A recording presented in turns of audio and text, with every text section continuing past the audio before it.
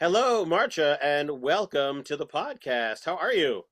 Hi, I'm great. Thank you for having me. I'm very excited to be talking to you today.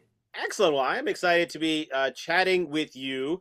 You have a very interesting background and very interesting brand, which I'm looking forward to digging into. There's definitely a lot of questions I have. But just for the overview for people who are listening and are unfamiliar with you, could you give us the 1 minute overview of sort of who you are and what your business is all about? Yeah, for sure. So Maartje is a Dutch name. I'm originally from the Netherlands or Amsterdam more specifically. I'm an engineer by background, so I have a master's in innovation management and then spent a couple of decades in the dirtier part of oil and gas in frontier projects, all over, working all over the world and visiting most of the continents, working on these mega projects where everything was the first, the biggest the whatever, all the superlatives applied. Typically also the most complex and the most messy. Hmm. Um, Left that industry behind and then set out on my own with a consulting business that is called the Chaos Games. I help businesses navigate out of chaos. I think chaos can be a good thing. I like innovation. I like movement.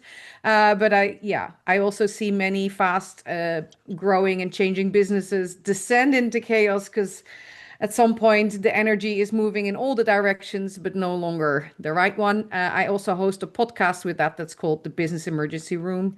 Hmm. And I bring into that my experience from before, but also from working in disaster recovery and my experience as a skipper. So the high stakes emotional decision making in a landscape where everything's uncertain and changing every second, and you still need to plot a course forward.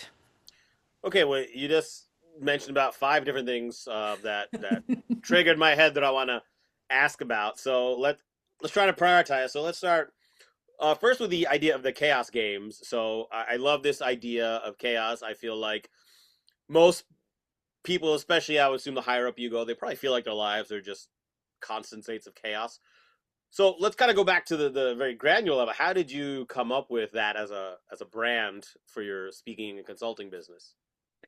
Yes. So most of us who've been in some kind of either in school or in companies, when you do any type of leadership training or whatever, people always talk about what's your superpower, right? What Hmm. differentiates you from others, and structuring chaos has always been somewhere in there. I think that was very clear early on that that's something I just connect dots that maybe others don't connect as fast or in a different way. I never wanted to play in my lane. So working in a multinational, I was always trying to play between the lanes. That got me in trouble a lot. But Hmm. ultimately, if you're at a more leadership level, that can actually be of advantage, right? Because it's building bridges that aren't there. And so that word chaos has been around forever. I think business is a game. I think life can be considered a game, right? Hmm. There is rules to the game, and sometimes you can choose to not play by those rules or choose to not enter the game because you don't like the rules. But ultimately, business is a game, and you need to figure out how the other players are playing and where you fit into that and what assets you have to play the game. So that's where the game comes in. What I love about the idea of chaos is that from it's about energy and ultimately energy comes from the people. I think business is about people making businesses move and progress and successful is about people and about redirecting the energy, right? Yeah, absolutely. And I think it's funny. I'm very different from you. I have an improv comedy background. Didn't work in oil and gas for 20 years. But the overall idea, right? I talk about improv comedy. I talk about the unexpectedness and ding happening and how you have to respond. And so in that case is, and it does come down to people. I mean, and maybe I'm oversimplifying. Obviously, when you go, you probably work very deep. But I think everyone wants to jump to tactics and what's the step by step plan. But it does start with the people and the communication, right? I mean, so when you're working with a group, well, here's my first question. I want to learn a little bit more about how you work. When are you engaging people? Are with a brand like Chaos? Are they coming to you when they're like, 5 steps down the road into chaos, or are they more hiring you when it's just starting? They're like, all right, we need someone to because from like your podcast name being the business emergency room and the chaos thing, I feel like it's when their whole business is on fire is when they pick up the phone and call you. Yes, and we talked about this briefly before. When you go and market yourself, everybody tells you that you don't want to market yourself in a negative way, right? So Hmm. people would probably tell me that the business emergency room, the name of my podcast, would be a bad name for a business, or even suggesting, hey, when I said to people, I'm putting myself out there to help business when they're kind of, at times circling the drain, or at least the emotions are running high and things are not good. And Hmm. that is typically where I come in. People are like, well, how do you sell that? Yeah, that's difficult, right? So I haven't really sold it a lot. A lot of my business comes through referral because there is a need out there for that, right? Sure. I think as people, we all recognize that asking for help is hard, that we think we can do it, that inviting a strange pair of eyes in is hard, particularly when things are not great and fantastic. And that sometimes also things go so fast, and we think that we know where the solution lies, and so we start picking at the one thing, but that doesn't work. We pick at another thing, and it takes a while to admit that maybe it's just been a slow plaque buildup in the artery, Hmm. and it's a little bit everywhere. If you would know what's causing your business to be dysfunctional, you probably don't need me, right? If you're in a well-oiled business where people work well together and your warehouse burns down, yeah, you're in a business emergency. But if your business was functional before that event, you probably band together and get out of it, right? Hmm. So I'm more involved in the type of scenarios where there's been that slow buildup, and at some point somebody says it's enough. It could be the board, it could be an investor, it could be the C-suite. I would love to work more preventive with people, but that's not necessarily the nature of the beast. Sure. So how do you engage? I'm just curious about your process. And so someone calls you up, like, and and obviously I'm sure it's a very like long process, a lot of steps, but just and I do have I think there are a lot of listeners who are maybe not executive level. We have some, but so I want to make sure because I think the content will be helpful even if you don't run your own company. The theories I assume would help even an individual, as most humans in this world these days are dealing with chaos. Yes. So when you engage with a company or organization, kind of what is your initial approach? Do you start with conversation? Do you start looking at numbers? Kind of how do you go about it? Yes, yes, and all of those. There you go. And yes, yes, as to your point around the process, I do think the process is not necessarily that much different if it's a smaller organization or a larger organization, Mm, right? If it's a smaller organization, it might be more a business coach and a few individual conversations. If it's a larger organization, it might be more a consulting job, and you might end up with me, but it's same difference. So it's not very complicated because by the time people decided that they want to work with me, decisions are made pretty quickly. And so I literally do triage. I come in, I ask a bunch of questions, right, about the current stability, current stability of the situation, right? How close are we to being out of business? Can we make next payroll? Is there external stuff that we need to address? Is there relationships, deadlines we need to make, or we're not here tomorrow? What are those things? I also start with some difficult conversations, particularly if it's the board or the investors who've invited me in. Then the first question back to them is, are you really ready to give your C-suite a second chance, or is there some position changes and mm, conversations that need to happen? And does maybe the original owner of the business need to move to a more advisory position, or is that the end goal? Because let's not try and go fix it if you've kind of already decided that people are out or that something needs to change, right? I'm mm, not interested in a target seek exercise to feed you ammunition for an idea that you've already decided upon. mm. So yeah, I also very much ask the awkward questions and facilitate some difficult conversations, but ultimately, typically with better outcomes, right? Because in the end, everybody wants the band-aid off. So at some point, it needs to happen, and sometimes it's easier to have an external person help with that.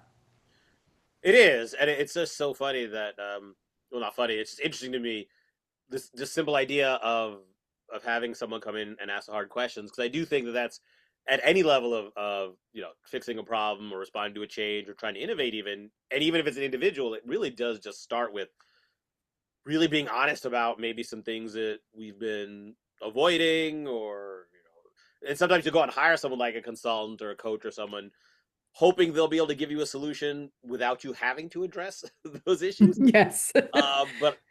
But I can see how you would have to, right? I mean, I guess that's the benefit of hiring someone like you, is that you probably don't let them get away without answering some of those questions. No, and there's also some very basic just asking around, hearing what all the different levels of the organization are having to say, and then saying, okay, this is where you're telling me that you think you're headed, but everywhere lower down, I'm hearing this. So, um, or you keep on telling me that this is what you want to do, and at the same time, everything you're showing me, you're telling me red, and everything you're showing me is blue. Mm-hmm.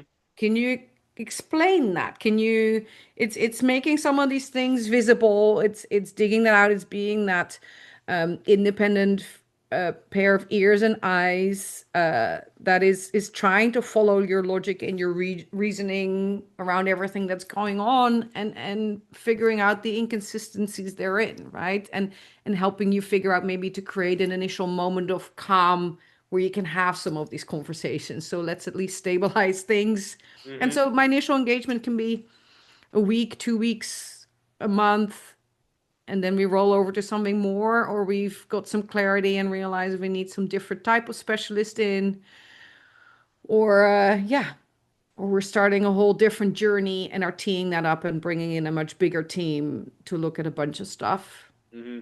So sometimes my engagements are very short. Right. It's just mostly diagnostic at that point. You kind of come in and Yeah. talk to the people, maybe, because I think it is interesting, the whole, oh, you're talking to the C level, they're all telling you this thing, but when you dig in, because I mean, even as just I don't do a lot of consulting, I do more like training, but the number of times I've been just working in a workshop with employees, and at a break they'll be like, oh yeah, like, this is great, but it's not really going to matter because everyone else is doing this, or they'll tell me this is great, but can you do this training for our managers? I'm like, well, I can try, I would love to, but um and so do you, well, first off, how often do you see that there is a disconnect between what maybe the people who brought you in making the decisions think the problem is versus what the people who are maybe more in the front lines are seeing as the issue? Yeah, it's typically not actually a very black and white disconnect where the one level is all on the one side and the other level is all on the other side. It's typically a situation where there's been too much all at once, all the time, and so the silos started to get more segregated, right? Mm. There is not enough contact time. There's not enough time to talk between the silos. There's too many challenges, and the person in discipline A is trying to solve their challenge and is so caught up in that they're missing out on something that's happening in silo B that they also should be involved with. Or they need something from a different department to fix their thing, and they think they're in trying to explain it, but the other department is busy with their own problems.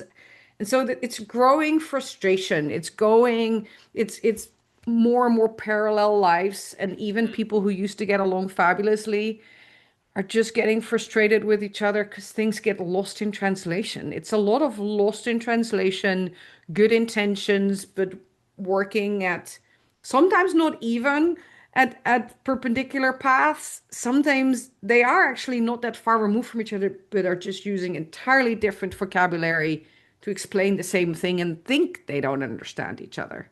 Um, Oh, that's, I've not really thought about that. That's an interesting approach. So it's not that they're necessarily at odds, they're just on two different wavelengths, yes. still sort of trying to head the same direction, but I could see how it's completely cross purpose.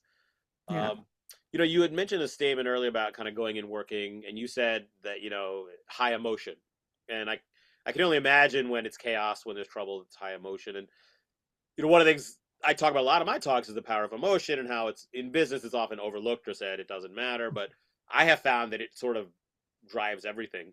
So when you're Yeah. going into a situation that is emotionally charged, and I would also think that for a lot of people, that when the C-suite brings in a consultant like you, they turtle up, or they get defensive, or they're worried that maybe you're going to come in and start slashing and stuff. So, what kind of emotion or pushback do you get, not from the people who bring you in, obviously, but from the people who then you're trying to engage in these these conversations to learn and to get advice. Yeah, yes and no. There is some of the turtle behavior, right? Mm-hmm. But there's also a thing, by that point, there's also a bit of a sigh of relief. Mm, We finally admitting we need help, right?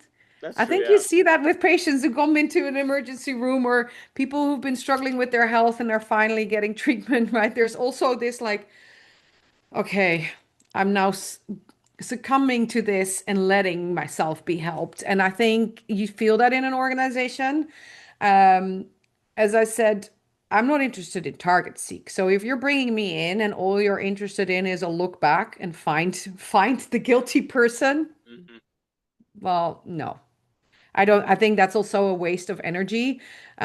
So yes, we need to look a little bit back to see what needs fixing to not have a reoccurrence of certain problems, etc., right? Or to have the right history to know how to climb out of the hole. We can maybe find the first few rungs of the ladder, but we can't find all of them without looking back a little. But I'm not interested in figuring out who's at fault or unraveling to the umpteenth degree why we got there, right? So if you make that very clear, that changes the situation too. I often point out immediately to the leadership the fact that you have all these emotions, the fact that everybody is frustrated and maybe even angry or is saying things they shouldn't be saying. It means they care, right? It means they're in there and they're still connected. They didn't zone out. I'm more worried about the people you have who are not emotional and who are already disconnected, right? Because a negative emotion is still typically coming from a place of caring, from a place Mm-hmm. of pride for their job, of them wanting to do the right thing and feeling unable to do so, or their work not leading to the results that they were expecting, or now having continuous arguments with a colleague that they were fine with before, right? So, uh, emotion is also a sign that people still care. Um, and ultimately, I think people know, right? I've worked with plenty of businesses where, yes, as part of the situation, there has been a layoff or a downsizing or an exit or a takeover or some other form of damage control that impacted people and that impacted roles. Mm-hmm. But if people need to leave and it's done in a respectful manner and there's clarity why and there is some form of closure, that's infinitely easier than things just sort of dissolving into nothingness Yeah. and then everybody going. The interesting thing is that even some of the most dire situations I come into, people want to stay, even if they already are saying, I'm not staying here for they somehow want to stay until things go better. People want to stick around and leave at a high. Mm. There's very few people who really choose to leave at the low by themselves. Oh, I find that a very that's intriguing interesting, and concept. it's very encouraging. Like it's almost like it almost like gives you faith in the human spirit, I guess, that like people would want to stick around. And it's funny, you're not the first person I've talked to about this, talking about if there are layoffs, whatnot, that if it's done respectfully and communicated well, and I think that's such a huge piece of it in the type of work you do. I'm sure is just being transparent and with clear communication versus I think some organizations like they'll just send out an email, and be like, oh, like here we're having to downsize, like layoffs are coming, and then but if you engage in these conversations, you almost find kind of you mentioned when you come in, sometimes there's like a sigh of relief, like oh now they're dealing with it, and I feel even for like layoffs to a degree, obviously no one wants to like lose their income source, but when things have been going down, down, down, it's almost like when it's finally like, all right, talk about respectfully. It's almost like the weight off your shoulders. Like, all right, well now I can move on, right? I would Yes, think. sometimes we just want somebody else to make the decision for us. And although I don't make decisions, I facilitate some of these decisions finally being made. Mm, And sometimes we hang around in situations where we shouldn't hang around, right? So that indecision affects everybody. So creating clarity and creating that point where everybody can move on with their lives. yeah. Ultimately, I think I'm one of these people who thinks life's too short. I want to do everything. Mm, And so, yeah, hanging around in a place that where things are going nowhere, we can only do that solo, right? Yeah, I think that's great advice, which kind of gets into the next bit I want to chat about is some application pieces. Obviously, if you've got a company that's in chaos, reach out to Marcia and have a conversation. But just for the average person listening right now, I'd like to talk on a few sort of Hmm. scenarios. Um, Number one, if there's a leader listening right now whose company's doing pretty well, they're not in chaos. What From everything you've seen, what do you think are like the key things that prevent you from getting to a state of chaos where things are so bad? Yeah, the buzzwords, of course, are around trust and transparency. Um, I talk about seeing your people, Mm-hmm. not seeing dead people. That's a different film. No, but seeing your people, I think as a leader, if you if you try to see how your people are doing, how they're operating, what makes them excited. And if you seeing your people is also listening to the things they bring up, the things that they care about. I think if you, assuming you hire the right people and you surround yourself with a good team, right? I think if you listen to your people and you see them, they bring up the signals, right? They bring up the signals of what is starting to what's annoying or what they maybe don't like them. It's maybe initially starts as a joke, right? That Mm-hmm. this report is always a stupid one to make, or this report always has this one client in it where nothing happens. But then suddenly it becomes more, and if it becomes more than a joke or the joke is gone, these are the little things where you're like, hey, it's getting to a different level, right? And so using the analog of the podcast, I think a business is a bit like a body, right? And if you're the kind of business where once a month somebody eats a whole roll of cookies in one day, you're probably fine. Mm-hmm. But you want to notice when it suddenly becomes every day a pack of cookies, right? And so I think in order to pick up the signals and the symptoms, you need to see your people. You need to see when your people are starting to be overloaded, and that might entirely be because of stuff that's got nothing to do with work. Mm-hmm. But seeing that and then creating the space for them to say, okay, what can we take off your plate? Because then you'll learn about some of their priorities. Use that as an opportunity to maybe see if you got eager people in their team that want to take on some of their tasks for them for a bit. Drive your direct reports to do some of these things. See people, see who wants to step up, who wants to do something different, what gets them excited, what they're frustrated about, where their energy levels are at. I think all of these are better signal readers than any management report you can create. I agree 100%. It is amazing how the conversations I've had in the podcast, and also I was interviewing leaders for my book that I'm working on, and the absolute this is the absolute common thread I hear from everyone. And it's so stupid because it's like it's so simple.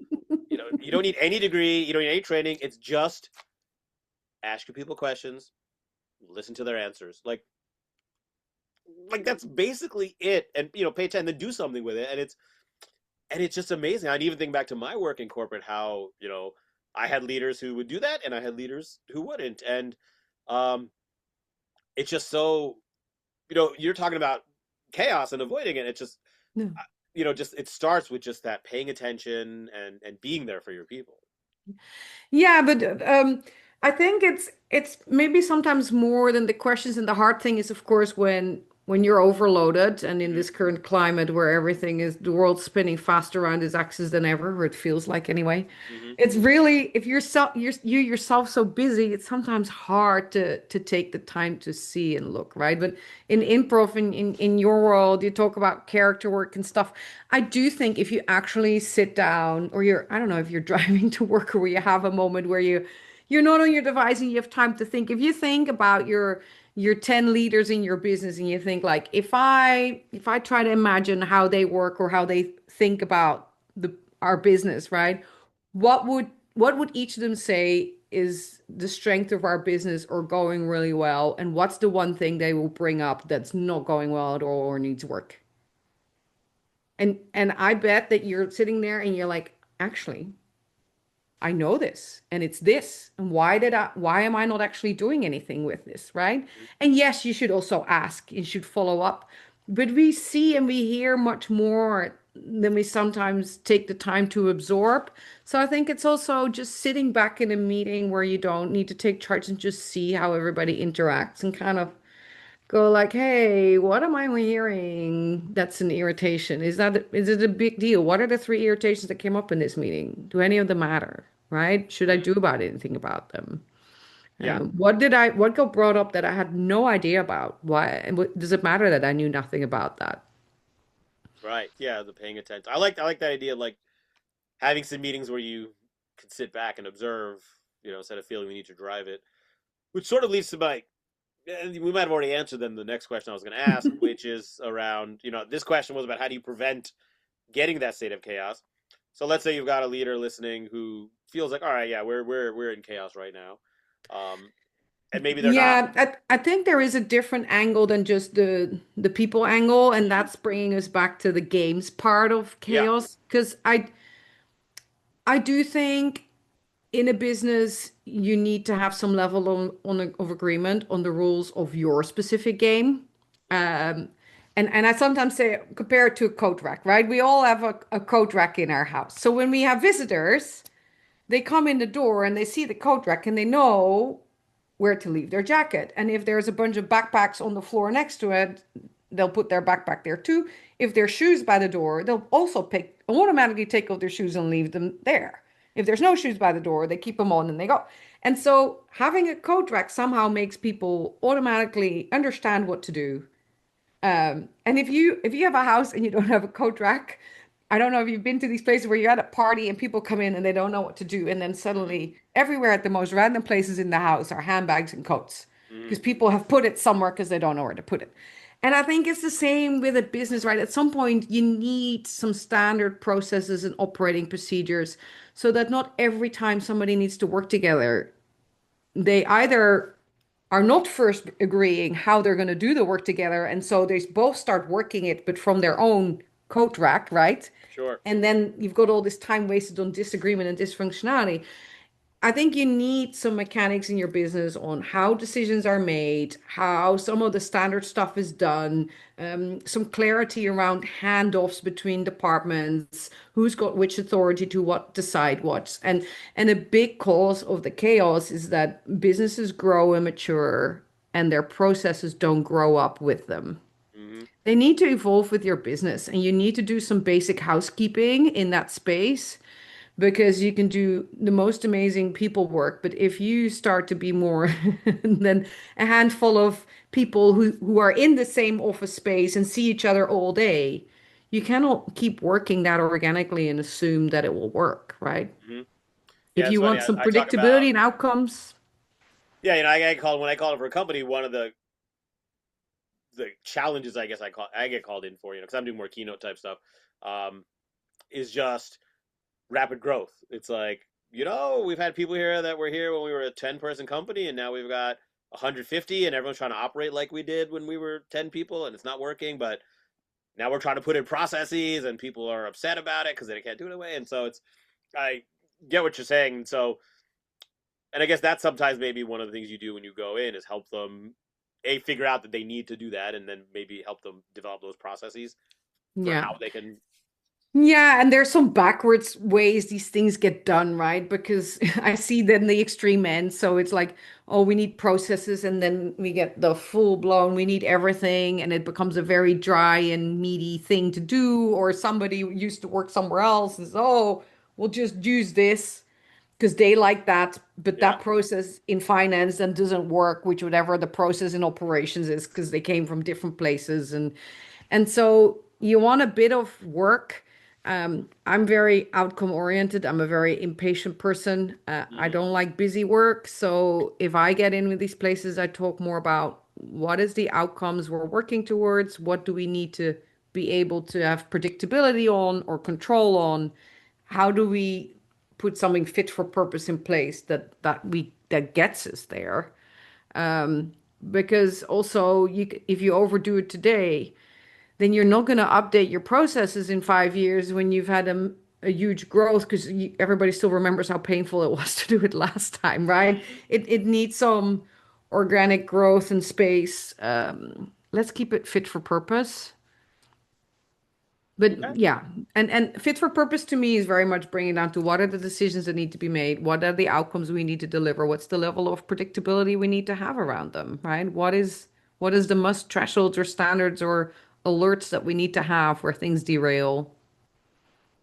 Okay. No, I like that. So you gotta get the get these basic processes in place, then leave room for them to grow as the organization grows. Yeah. All right, a couple more things I want to ask about before kind of circling back and then sort of wrapping up. Um, so as I think I mentioned when I kind of put the call out looking for finding people is I very much talk about change. So I'm curious when it comes to chaos, how much do you find that change, whether it's internal organizational change or external, world economics, political change, how big a factor is that in creating chaos for organizations? Yes. Well, I think change in business has become a bit of a dirty word, right? It's become this thing in itself. Whilst I like change, I like chaos. I don't really like the same thing, and not in my life anyway, day in, day out. But I think change is perpetual, right? So I look at more as a skipper or a sailor, right? The weather Mm-hmm. changes all day, every day. There, maybe my destination doesn't change, but how I get there has to adjust for all these factors that come on my path, right? And so I look at it more as conditions that you need to navigate. I think navigation as a business skill is something you need. Um, and to me, navigation in business comes from having decision-making skills. We have over 180 biases that affect us in our decision making. We all know from our personal life that decision making is really hard. We get stranded in indecision and recycled decisions and bad decisions, and then not wanting to make more decisions because the last ones weren't very good, and then not trusting ourselves, or then taking other people's opinions for the sake of it, and then realizing that that one is actually not relevant for our life either. So to me, change is, yes, a major cause to chaos because I see people like changing with everything, so not filtering through everything that comes at them, Mm-hmm. or trying to change too many things at the same time whilst not having a clear anchor or what that's supposed to lead to.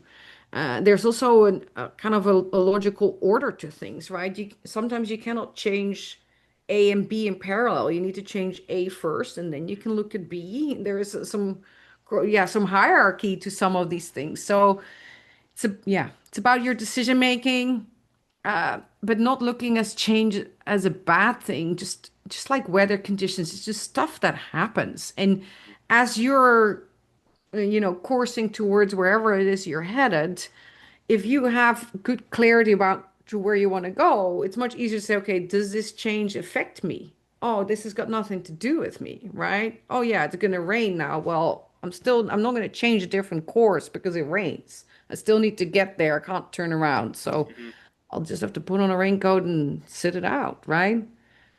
So well, let's talk about that sort of. So you've mentioned the skipper thing and the navigation thing a few times, and so I want to just talk about kind of how that fits into either your life or your business, or because I did watch, I believe it was your Disrupt HR program, and you tell a whole story about. So you have a whole nautical thing going on there, Yes. and that's something you do outside of work. But then do you use that kind of metaphorically or even beyond metaphorically in your work? Yes, I think sailing or being out on the water or and ships are good metaphors for business, and for particularly the current times, right?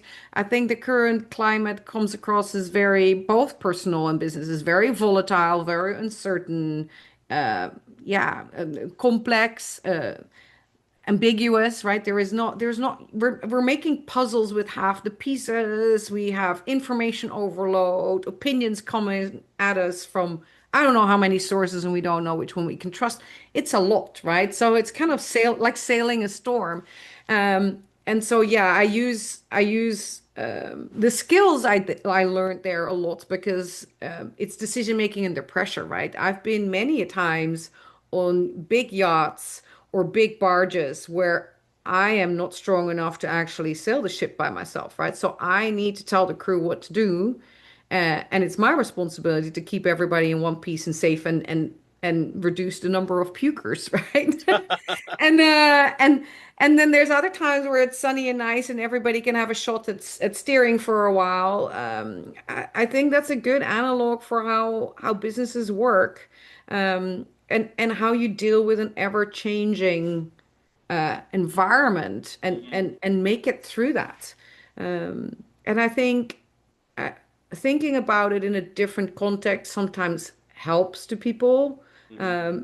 Yeah, asking the questions that you would ask as if you were a sailor. Does this matter to me right now for today's journey? Does it matter for where I'm trying to head right now? Yes or no? Do I need to take this information on board? And where is it coming from? Is this a weather forecast from a 4-year-old that she did for a school project, or it's actually the weather service, right? It makes a big difference if you want to do anything with it. Okay. No, I like that. I like your story about about the storm. I think you talk about it in your Disrupt HR program. All right, one more question, and I'm going to kind of granularize this a little bit. So we've talked about leaders and organizations, but again, talk about one thing that really excites me is kind of the personal level, and that's the motivational speaker and the motivational bit, right? So let's just say you got an individual, and maybe Yes. this isn't something you do regularly professionally, but let's say you got an individual who's like, my business has been going down and things are changing, and I feel like my life is in chaos. What advice would you have for them, kind of based on your sort of approach as a professional and the chaos games, various ways? Like, how would you help an individual respond to the chaos and struggle in their own life and business? Yeah. So I think there's two really clear things that I look at it or think about in these moments. It's on the one hand, we're typically in those moments standing still and kind of like in almost inertia, like where do I start? Hmm. There's something paralyzing around realizing you're in that kind of a situation, and you're like, I don't know where to go anymore. You're kind of on the hamster wheel and don't know how to get off. Yep. Um, and there's typically also a loss of knowing where you were going. I would say let's first get off the hamster wheel. So, what is it that you need to do to take a moment and get yourself to calm, right? Can you create a moment where you say, I'm just gonna create a day where I have nothing else and sit in a room and figure this out, or I first need to sleep for 24 hours because I'm just simply exhausted before I can think at all. But what is it you can do that you can get yourself to a place of calm and regroup? And then I would have another look back at saying, where is it that I was trying to go? Is that still where I'm trying to go? Does that need some refining? Um, and then throwing everything out of your toy toolbox and kind of putting the pieces back in that actually truly contribute to getting you there.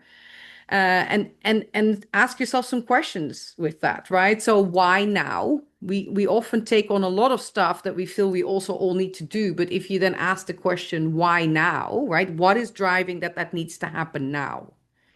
Does your book need to happen now, or would it be a huge disservice for your business if it's 6 months later, Hmm. right? Is there other things that need to happen first because they have other deadlines or are driven by other things? Says who? Because half the stuff we put in our books as individuals is in there because somebody at some point suggested that we should do something, Hmm. and we didn't actually filter it and say, well, is it really relevant for where I'm going, or is it just somebody's opinion, right? Hmm.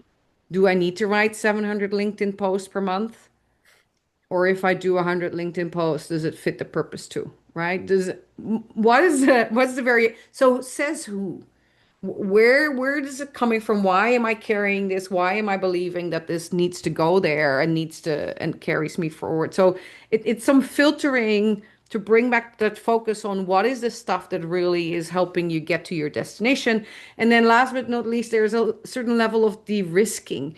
There is, if you make decisions or you're going after options, there is things we don't do because they are undefined in our head. And by that I mean um, if you're making a decision between three choices, and one is the thing that you see everybody else do, so you know quite a lot about it. One is the thing that you're currently doing, and the third one is something in between, which you don't know other people who do it, or you haven't seen a lot of other people doing it, or it sounds like really fun, but it's also more out there. Hmm. Typically, the challenge is that there's not enough definition around that third option for us to go there. So we carry it and it absorbs a lot of energy for us to think about it and keep considering it, but we make no progress on it. So my challenge to people in those moments is what is it that you can do today to put a bit more meat on that option or that thing that you keep carrying but is not progressing or going anywhere? Can you do something to create a new perspective on it, to de-risk it, to find somebody who does that, to give it more definition so that you can get to a point where you say, actually, this is not me. I'm finally now going to put it on the shelf and leave it there. Or actually, this may be something and I do want to do it, or I only want to do this piece of it. But that to allows you to actually make some decisions around it rather than carrying it as luggage. Does that make any sense? That it, yeah, no, that makes perfect sense. I love that, and because it's very validating for me. Because well, it's funny, right? So I talk about two things in my keynotes and in the book I'm writing. Is number one is identifying your persistent yes, but, which is what is that thing that your mind keeps telling you, and your conscious logical mind keeps saying, yeah, but I can't, right? It's kind of like that option you're talking about. Mhm. And then I talk about the exact same thing, which is in improv. The worst thing you can do in improv comedy is to try to have the whole thing mapped out, right? Yeah. It's like, just what is the one step I can take? And so I tell people, what's your persistent yes, but, and then what's the one step you can take? Because either it works, which is awesome, or it doesn't, and then you can say, all right, now I can finally let that go. Yeah. So agree with you 100%. It ties in beautifully. So I think that's kind of a perfect point there to sort of. I made notes. There's lots of other things but we're kind of running out of time anyway. So it's a good point to pause. I'm going to ask one more question in a minute. First, I want to just give you a chance. Let's say people are listening. They want to learn more about you. They want to potentially engage with you. They want to listen to your podcast. So, where should people go to find out, to listen to more of you, learn more about you, and potentially work with you? Yes. Well, I'm on LinkedIn. I'm Maartje, Maartje. If you look for Maartje and Chaos, you can also find me anywhere. The chaosgamesconsulting.com. The podcast is the Business Emergency Room. It's everywhere where you listen to podcasts. And I also do workshops in the business ER space. So that is my version of speaking.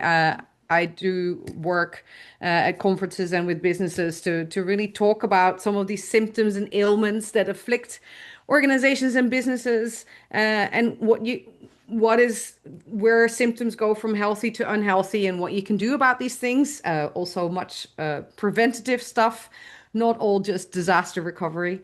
Yeah, and I typically work with mid-sized B2B, but I also do individual business coaching. So if you are a smaller business or a growing business or a startup that will be eventually more complex, and could use some ad hoc support, don't hesitate to reach out. The whole point of having a business emergency room is that I will at least try and help you to get to a stable point, and if then I'll refer you to somebody else if I'm not the right doctor for you. Perfect. I love it. And we will link to all those things, the LinkedIn, your websites, the podcast. We'll link to all that in the show notes as well. Okay, March, I have one more question for you, and this is a relatively simple one, but I like to end the podcast with this question. So, I talk about this idea of saying yes and instead of yes but, because I believe the world would be a better place if everyone just started with the default mindset of yes and instead of yes but. So my question for you is, what is one small thing that you believe that if everyone did, it would make the world a better place? Assume that other people are doing stuff with the right intentions. as soon as emotions start running high, if what other people are saying doesn't entirely make sense or rubs you the then think in your head, let's assume they're coming from a good place, right? This is well meant, and this is what could this also mean, or what could this be, or how do I then ask a question back? Rather than immediately going, yeah, the no, right? So my version of the yes and in business is let's assume it's coming from a good place. So how can I answer this when my first reaction is like, what? It's like, how would I answer this if I assume that they're meaning well and that this was constructive? Love it. I think that would make the better place. I think that is a great answer. Marsha, thank you so much for being a guest. Everyone, be sure to check out Marsha's website, podcast, blog, LinkedIn, and connect with her there.